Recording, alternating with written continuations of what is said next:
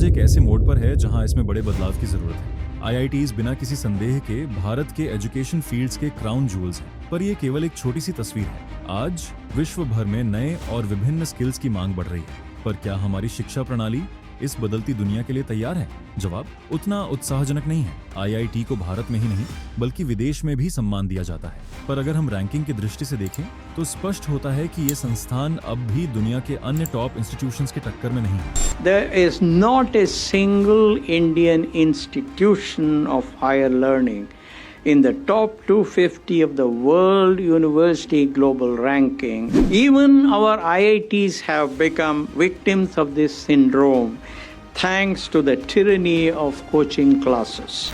आज India GDP ranking में 5वें नंबर पर है, मगर क्यूएस वर्ल्ड यूनिवर्सिटी रैंकिंग्स 2024 के अनुसार आईआईटी बॉम्बे 149वां रैंक पर है और आईआईटी दिल्ली 197वां रैंक पर है, जो एमआईटी पहला रैंक और स्टैनफोर्ड यूनिवर्सिटी से काफी पीछे है। आज हम सिर्फ समस्याओं के बारे में ही नहीं बात करेंगे, बल्कि समाधान की भी बात करेंगे, जिसमें आईआईटीज लैग कर रही हैं और हम इसे कैसे ठीक कर सकते हैं। इसलिए वीडियो पूरा देखना और चैनल को सब्सक्राइब जरूर करना।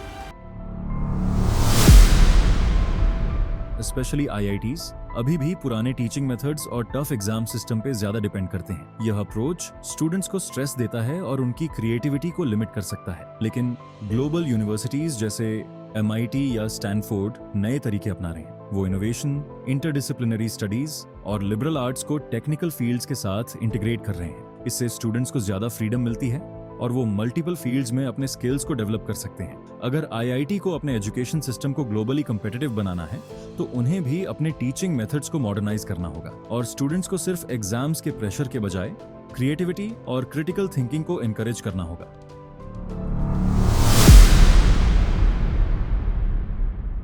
आईआईटीज के ग्रेजुएट्स दुनिया भर में टॉप पोजीशंस पर होते हैं, लेकिन जब बात रिसर्च की होती है तो इंडिया अभी भी काफी पीछे है। ग्लोबल लेवल पर एमआईटी और स्टैनफोर्ड जैसे यूनिवर्सिटीज रिसर्च में बहुत आगे हैं। उनका रिसर्च वॉल्यूम काफी ज्यादा है, जो पेटेंट्स, पेपर्स और इंडस्ट्री कोलैबोरेशन के रूप में मेजर किया जाता है। 2023 के रिपोर्ट के हिसाब से एमआईटी हर साल लगभग 500 पेटेंट्स फाइल करता है, जबकि आईआईटी सिस्टम पूरे साल में सिर्फ 80 पेटेंट्स प्रोड्यूस करता है। इंडियन यूनिवर्सिटीज के पास वो स्ट्रॉन्ग इंडस्ट्री कनेक्शंस भी नहीं है जो रिसर्च को कमर्शियल प्रोडक्ट्स में बदल सके, जो उनकी ग्लोबल इम्पैक्ट को और लिमिट कर देता है। जब दुनिया AI, data science, green energy और डीप टेक की तरफ जा रही है तो फ्यूचर उन इंस्टीट्यूशंस का होगा जो रिसर्च और इनोवेशन में आगे होंगे। इंडिया को अपना फोकस बदलना होगा और world class research facilities, cutting edge projects को फंड करना होगा और ऐसे एनवायरनमेंट क्रिएट करना होगा जहां स्टूडेंट्स और फैकल्टी को सिर्फ रोट लर्निंग से ज्यादा इनोवेशन की तरफ भी एनकरेज किया जाए। आईआईटीज हाई इम्पैक्ट रिसर्च जरूर करते हैं, लेकिन जब बात आती है बड़े रिसर्च प्रोजेक्ट्स की तो उनका काम और फंडिंग काफी कम है। ग्लोबल यूनिवर्सिटीज जैसे एमआईटी और स्टैनफोर्ड के पास ज्यादा पैसे और रिसोर्सेज होते हैं, जो उन्हें बड़े और कॉम्प्लेक्स प्रोजेक्ट्स करने में मदद करते हैं। एमआईटी हर साल रिसर्च पर 1.5 अरब डॉलर खर्च करता है, जबकि आईआईटी बॉम्बे का एनुअल बजट सिर्फ 150 मिलियन डॉलर है, जो लगभग 10 गुना का अंतर है। यह अंतर उनके इनोवेशन और ग्लोबल इम्पैक्ट में भी दिखता है। आईआईटीज का रिसर्च इंपॉर्टेंट है, लेकिन उनके पास उतनी फंडिंग नहीं होती जो लार्ज स्केल रिसर्च प्रोजेक्ट्स के लिए जरूरी होती है। अगर आईआईटीज को टॉप ग्लोबल यूनिवर्सिटीज के बराबर आना है तो उन्हें अपने रिसर्च बजट को बहुत ज्यादा बढ़ाना होगा।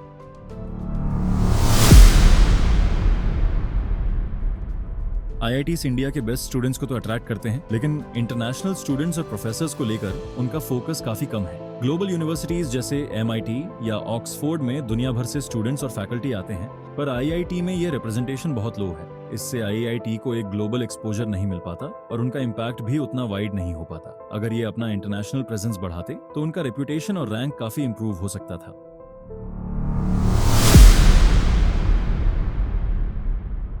जब आईआईटी में अंतर्राष्ट्रीय छात्रों और शिक्षकों का प्रतिनिधित्व कम होता है तो इससे छात्रों को वैश्विक दृष्टिकोण काफी कम मिलता है। दुनिया भर के अलग अलग विचार, कल्चर्स और वेज ऑफ थिंकिंग को समझने का मौका नहीं मिल पाता। अगर आईआईटी में ज्यादा अंतर्राष्ट्रीय प्रकाशन होता तो छात्रों को बेहतर नेटवर्किंग अवसर मिलते, नए आइडियाज के साथ काम करने का चांस मिलता और उनका ओवरऑल एक्सपीरियंस भी और रिच होता। ये उनके करियर को भी फायदा देता, क्योंकि ग्लोबल इंडस्ट्री में उनको और ज्यादा रिकग्निशन मिलता। इसके अलावा अंतर्राष्ट्रीयकरण न होने से उनका लर्निंग एनवायरनमेंट थोड़ा रिस्ट्रिक्टेड हो जाता है, क्योंकि वह सिर्फ एक स्पेसिफिक माइंडसेट और कल्चर के अंदर ही काम करते हैं। जो उन्हें दुनिया भर के प्रोफेशनल से नहीं मिल पाता। ऐसा बिल्कुल नहीं कि IITs बेकार हैं, मगर IITs में ये इम्प्रूवमेंट हो गए तो IITs वर्ल्ड के टॉप रैंकिंग में आ सकते हैं। The placement success of IITs and the broader problem. IITs का प्लेसमेंट रिकॉर्ड काफी अच्छा है, जहां के ग्रेजुएट्स टॉप सैलरीज लेते हैं, चाहे वह इंडिया में हो या इंटरनेशनली। 2023 में IIT बॉम्बे ने अपना हाईएस्ट ऑफर 3,67,00,000 दिया और एवरेज सैलरी 20 से 30 लाख रुपए थी। बड़ी कंपनियां जैसे गूगल, माइक्रोसॉफ्ट और एप्पल IIT स्टूडेंट्स को हायर करते हैं और कंसल्टिंग फर्म्स जैसे मैकिन्सी और BCG भी उन्हें हायर करते हैं। लेकिन ये सक्सेस स्टोरीज सिर्फ एक वन साइड पिक्चर दिखाती है। सच्चाई ये है कि इंडिया के सिर्फ 1% इंजीनियरिंग स्टूडेंट्स को IITs में एडमिशन मिलता है। बाकी के 99% छात्र ऐसे कॉलेज में पढ़ते हैं जहां बेसिक फैसिलिटीज और अच्छे टीचर्स नहीं होते। नेशनल एम्प्लॉयबिलिटी रिपोर्ट 2022 के हिसाब से नॉन एलीट कॉलेजेस से ग्रेजुएट होने वाले 80% स्टूडेंट्स जॉब्स के लिए एलिजिबल नहीं होते, क्योंकि उनके पास रिक्वायर्ड स्किल्स नहीं होते। ये सिचुएशन एक गैप क्रिएट कर रही है एलीट इंस्टीट्यूशंस और बाकी एजुकेशनल इंस्टीट्यूट्स के बीच, जो इंडिया के यंग पॉपुलेशन के फुल पोटेंशियल को यूज करने में रुकावट है। जबकि IIT के ग्रेजुएट्स वर्ल्ड क्लास होते हैं, लेकिन बाकी के ग्रेजुएट्स ग्लोबल कॉम्पिटिटिव मार्केट के लिए एडिक्वेटली प्रिपेयर्ड नहीं और वो पीछे रह जाते हैं। आज हम लोग देख रहे हैं कि इंडस्ट्री की मांग बदल रही है। भविष्य में सक्सेसफुल होने के लिए स्टूडेंट्स को एक डायनामिक इंटरडिसिप्लिनरी अप्रोच की जरूरत होगी। इसके लिए हमें कुछ बड़े बदलाव करने होंगे। पहली, curriculum reform. Exam centric model से बाहर निकलकर प्रॉब्लम सॉल्विंग, क्रिएटिविटी और इंटरडिसिप्लिनरी लर्निंग को बढ़ावा देना होगा। सेकंड, रिसर्च पर फोकस। AI, सस्टेनेबिलिटी और इमर्जिंग टेक्नोलॉजीज जैसे फील्ड्स में रिसर्च और डेवलपमेंट पर ज्यादा इन्वेस्टमेंट की जरूरत है। Third, industry collaboration. यूनिवर्सिटीज को ग्लोबल कॉर्पोरेशंस और स्टार्टअप्स के साथ स्ट्रॉन्ग पार्टनरशिप्स बनानी होंगी ताकि स्टूडेंट्स को रियल वर्ल्ड एक्सपोजर मिल सके। Fourth, equitable education access. Non elite institutions की क्वालिटी इंप्रूव करनी होगी ताकि हर स्टूडेंट को अच्छी शिक्षा, मेंटरशिप और करियर अपॉर्चुनिटीज मिल सके।